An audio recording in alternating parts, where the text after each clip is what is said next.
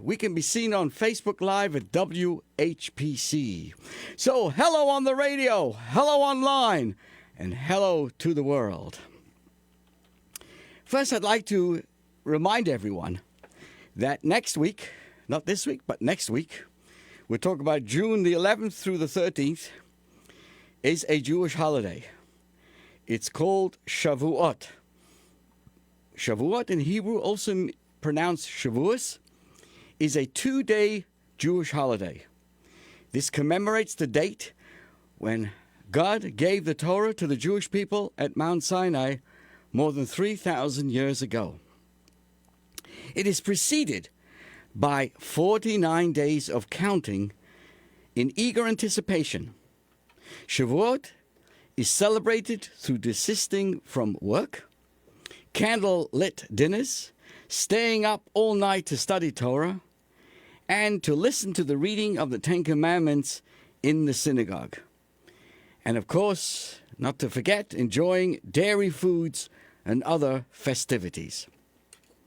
Shavuot is a 2-day holiday, beginning at sundown, following the 5th of Sivan, and lasting until nightfall of the 7th of Sivan. And this year would mean from June the 11th in the evening to the conclusion of June the 13th. In Israel, it is a 1-day holiday, ending at nightfall on the 6th of Sivan. What exactly does Shavuot commemorate? The word Shavuot, spelt in English Shavuot, or as Dr. Kilshevsky likes to say, Shavuos, means weeks. It celebrates the completion of the 7-week Omer counting period between Passover and Shavuot. The Torah was given by God to the Jewish people on Mount Sinai on this holiday of Shavuot more than 3,300 years ago. Every year, on this holiday of Shavuot, we renew our acceptance of God's gift, and God re-gives the Torah. Now let's understand this. The giving of the Torah was a far-reaching spiritual event, one that touched the essence of the Jewish soul for all times. Our sages have compared it to a wedding between God and the Jewish people. Shavuot also means oaths, for on this day, God swore eternal devotion to us, and we in turn pledged everlasting loyalty to the Almighty God. In ancient times, 2 wheat loaves would be offered in the Holy Temple on Shavuot. It was also at this time, that people would begin to bring bikurim, their first and choicest fruits, to thank God for Israel's bounty. So another name for this holiday is Chag HaBikurim.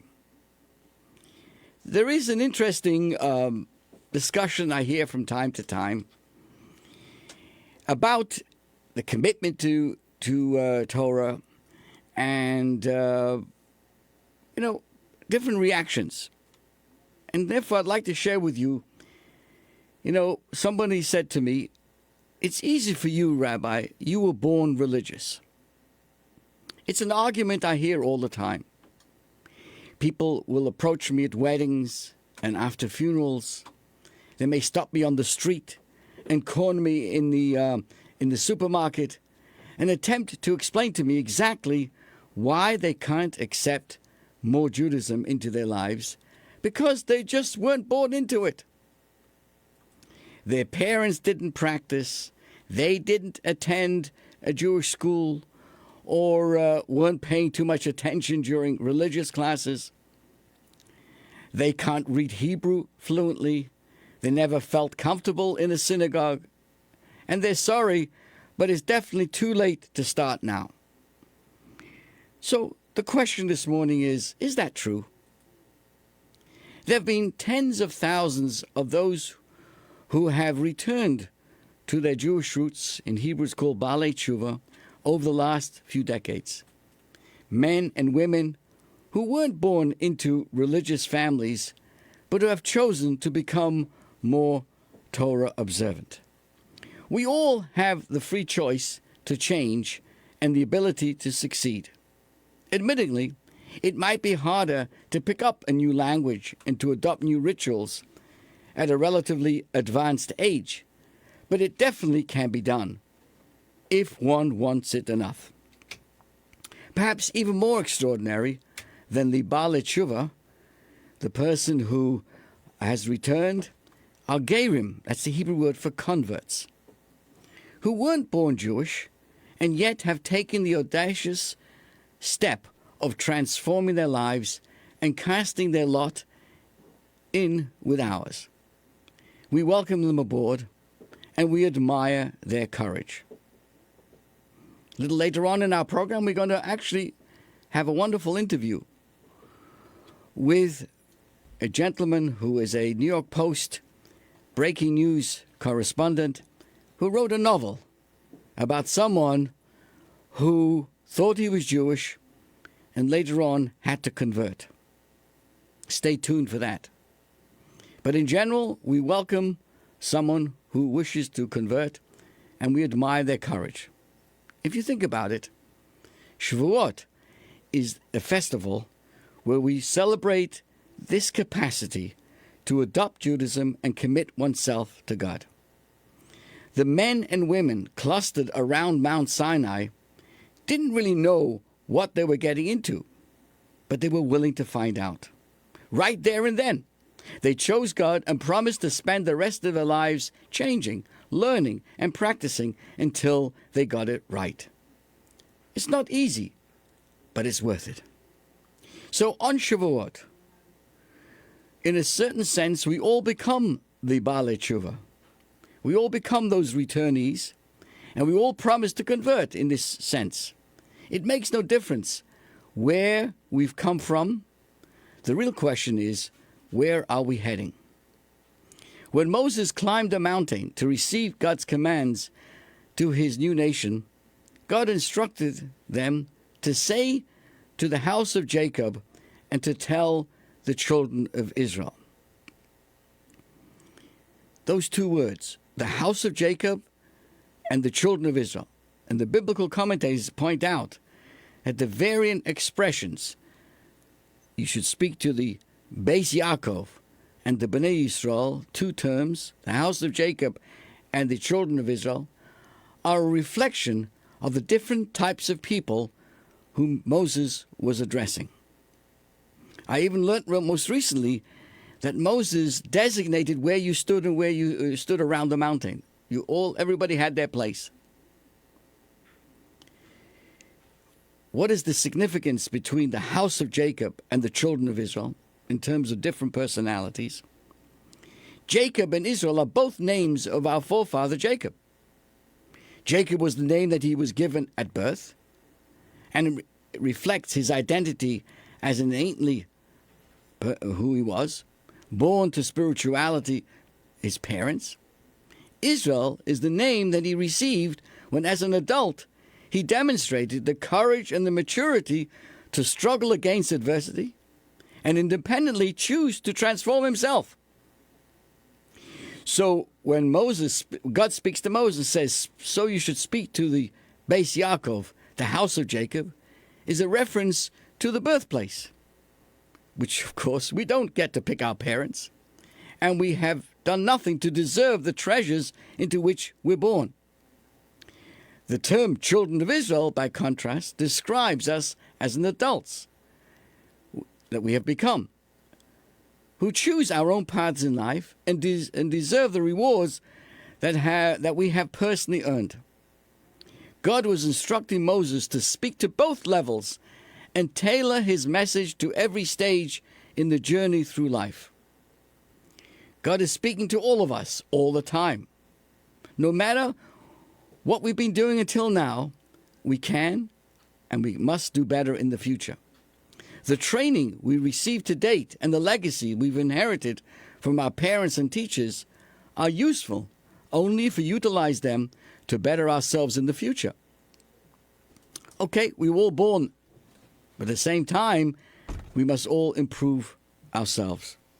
So when we gather in the synagogue on Shavuot to hear the Ten Commandments, which is read on the first day, and receive the Torah anew, let us be truly grateful for the gifts we've received in the past, and let us promise to transform ourselves into the people that God wishes us to become, and therefore earn the reward that Hashem is confident that we deserve. I want to first share with you the question that came up this week. I attended a bris, a circumcision, and someone came over to me and said, "Rabbi, isn't a circumcision barbaric?" Wow. I'm going to address that question, and then go on to the question of, are Jews a race or a religion? And then we will bring in our very interesting interview with Reuven Fenton, who is a correspondent reporter for breaking news at the New York Post. So first, how did I deal with the question of, in Jewish life, this person had a baby boy, and they were very excited. And they were very undecided about should they have a bris, should they have their child, their son, circumcised. And the person said, I have issues with this. I'm aware of the spiritual significance of the circumcision, but I have some more practical concerns. And the person was honest and open and sincere. First question was, is it not barbaric to put my baby through a pain of a medically unnecessary operation? Number two, he was born uncircumcised. Why should I mess with his natural state? Number three, my son has no say in this matter, and he can't reverse it. Shouldn't I let him choose later on life if he wants to do this or not? Do you have any rational answers? Was the guests. I'd like to share with you an answer. Imagine the following scenario. Your baby is born, healthy and well, but there's something unusual. He has 6 fingers on each hand. An extra little growth protrudes right next to each pinky. What would you do about it? Have the extra fingers surgically removed or leave them? After all, he was born that way, and he can live with 12 fingers. Maybe the child should be allowed to choose whether or not he wants his extra fingers later in life. Can you think of anything more barbaric than chopping someone's fingers off? And yet I suspect you would do what most parents have done in such circumstances. Better to remove the extra fingers now, when it's relatively painless and quick to heal, than subject the child to feeling this, like an anomaly in his future life. He has no use for them anyway, and he would later resent the fact that his parents didn't remove them for him. And so, kind and loving parents will unflinchingly put their babies under the surgeon's knife. The short-term pain is worth it to avoid any long-term discomfort. All other concerns would quickly dissolve. What is called barbaric in one context is quite humane in another. If this logic works for removing extra fingers, a purely cosmetic operation, how much more so should it work in favor of the infinitely more meaningful act of circumcision? I'm not suggesting that being uncircumcised is the same as being 12-fingered, but for a Jewish child, there are several similarities. An uncircumcised Jew often feels like an outsider among his own people. He will always be a Jew, but may come to feel ambivalent about it, knowing that to actively embrace his Jewishness entails undergoing an operation, one that is minor at 8 days old, but quite a bit more daunting when done in adulthood.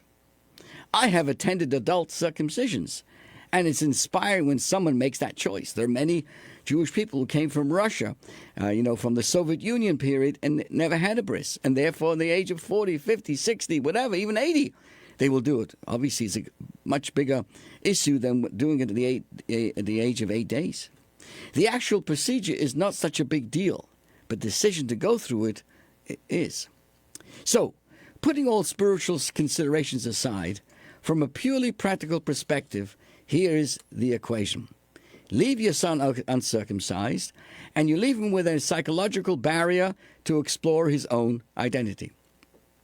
Give your son a bris, and he loses more than a bit of skin, but he gains immediate entry into the 4,000-year-old covenant of Abraham. That is a gift you will never regret giving. Now, let's move on now to the question, are Jews a race or a religion? Are Jews a race or religion, or both, or neither? We are all of the above. What do I mean is, it's a race, it's a religion, it's both, and it's neither. I'll repeat that. We are all of the above, a race, a religion, both, and neither. We're a bit complicated, and really quite simple. Jews are members of a religion called Judaism. We descend from spiritual trailblazers, Abraham, Isaac, and Jacob, Sarah, Rebecca, Rachel, and Leah, founders of a belief system around one God and moral living. Our nationhood did not start in a country, but in an idea. Our identity comes from the Torah. So being a Jew is clearly a religious thing. But if Jewishness is a religious identity, then a Jew who is not religious and doesn't believe in God or follow the Torah would no longer be Jewish. And that is not the case at all. A Jew is a Jew no matter what they do. This is not so in other religions. A Catholic who never steps foot in the church is no longer a Catholic. A Muslim who repudiates Islam is called an apostate. But a Jew who never goes to shul is called business as usual. You can't be part of a religion if you don't practice it. Yet a non-practicing Jew is still a Jew, often proudly so, which implies that we're not a religion, but a race. Being Jewish is something you are born into, and it remains with you regardless of your actions or your beliefs. You can't rescind your ethnicity. So obviously, being Jewish is not a religious thing, but rather a racial thing. But is it? Is Jewishness racial? How is it that Jews are so ethnically diverse? We have pale Jews from Poland, dark Jews from Delhi, Jews who have their gefilte fish sweet, Jews who have their gefilte fish salty, and Jews who never have gefilte fish at all. What ethnic ties could possibly bind such polar opposites? And furthermore, if being Jewish is an ethnic thing, how is it possible to convert to Judaism? There's no such thing as changing ethnicity. You can choose to become a citizen of Greece, but you can't choose to become an ethnic Greek. Yet anyone who chooses to become a Jew by converting to Jewish law, the possibility of choosing Jewishness makes it seem like a religious identity. The impossibility of losing Jewishness makes it seem like an ethnic identity. So what is it already? It is both, and it's neither. Being Jewish is deeper than religion and deeper than race. Jewishness is your soul. It is a soul identity. You get a Jewish soul by being born to a Jewish mother or converting according to Jewish law. Whether by birth or by choice, once you have a Jewish soul, it is the deepest layer of your identity, and it never goes away. Fatik. You can deny that you're Jewish, you can ignore it, practice another religion, or no religion at all, but you're still Jewish, because your soul is. The color of your skin, or the flavor of your gefilte fish, can't change the fact. You have a Jewish soul, and every Jewish soul wants to be Jewish and live Jewishly. So on the surface, a Jew may seem disconnected from his Judaism, but beneath the surface, the fire of their soul is always burning. Jewishness sometimes gets buried under the layers of resistance caused by pain from bad experiences, fear of persecution, or just plain ignorance. But there is a little crack that appears in those layers. The light of the soul shines through it, and the Jew returns to Judaism. Every Jewish soul eventually comes home. It may take years. It may take generations. But we can't stay away from our Jewishness. It's not just a race we belong to. It's not just a religion that we believe in. It's our soul. It's who we are. Ladies and gentlemen,